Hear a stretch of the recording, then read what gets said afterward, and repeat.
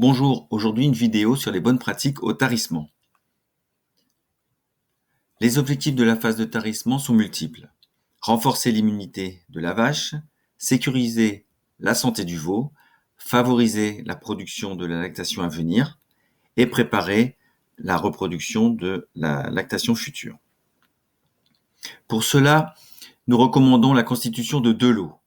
Le premier lot qui concernera la phase de tarissement sera la phase de repos et le second lot sera le lot de préparation vélage qui sera réellement la phase de lancement de la lactation. Sur la première phase de tarissement, l'objectif est le maintien du volume de la panse et la couverture des besoins de gestation, avec des besoins qui sont de l'ordre de 13-14 kg de matière sèche ingérée, des besoins UF autour de 9, des besoins PDI autour de 800 et en minéraux phosphore-calcium, 25 pour le phosphore et 50 pour le calcium. L'objectif aussi, c'est que les animaux de ce lot ne subissent pas d'amaigrissement. Sur la deuxième phase, c'est vraiment la préparation de la lactation qui est une phase stratégique. Les besoins augmentent avec des capacités d'ingestion qui sont réduites. 10-12 kg de matière sèche, 9-10 UF, autour de 900 de PDI et en phosphore calcium, 30 et 60 grammes. L'objectif est donc la préparation de la flore du rumen avec l'apport d'une base de fourrage de la ration des vaches en lactation pour faciliter les transitions. Un apport de CMV spécial vache tarie est aussi recommandé sur 3 semaines avant le vélage et les besoins sont précisés sur cette diapositive. Mais le tarissement est aussi une période à risque, notamment sur l'acétonémie et la fièvre de lait ou hypocalcémie. Pour le risque d'acétonémie, il faut vraiment être vigilant sur la NEC, donc la note d'état corporel.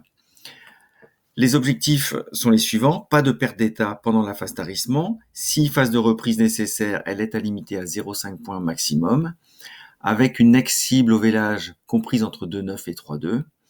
Apporter des rations adaptées aux besoins comme on vient de le voir, et respecter les transitions alimentaires pour les démarrages en lactation. Concernant les risques de fièvre de lait et les hypocalcémies, 3 points sont à cibler. Respecter là également une NEC dans la cible avec une alimentation adaptée, éviter les vaches grasses. Sur le volet minéralisation, il faut qu'elle soit équilibrée pour éviter les interactions négatives. En phosphore et calcium, limiter les excès. En magnésium, plutôt réduire les déficits. Et le troisième point est d'acidifier le sang pour obtenir une acidose légère sanguine avec une diminution de la BACA de la ration, donc plutôt comprise entre 0 et 50 idéalement sur la phase de préparation vélage. Alors comment y arriver ? Beaucoup d'entre vous apportent par exemple du chlorure de magnésium en quantité de 60 à 100 grammes selon les composants de la ration ou des sels anioniques. Et un moyen de vérifier que la BACA est bien respectée, c'est la mesure du pH urinaire avec un objectif d'être entre 6 et 7 au niveau de l'animal. Donc la phase de tarissement, on a vu, elle est très importante pour la future lactation. C'est un investissement très rentable et aujourd'hui, c'est un des leviers principaux dans les élevages pour améliorer la santé des animaux, la vitalité des veaux et les niveaux de production en élevage. Je vous remercie. Si vous avez des questions, n'hésitez pas à contacter Ellipse. À bientôt.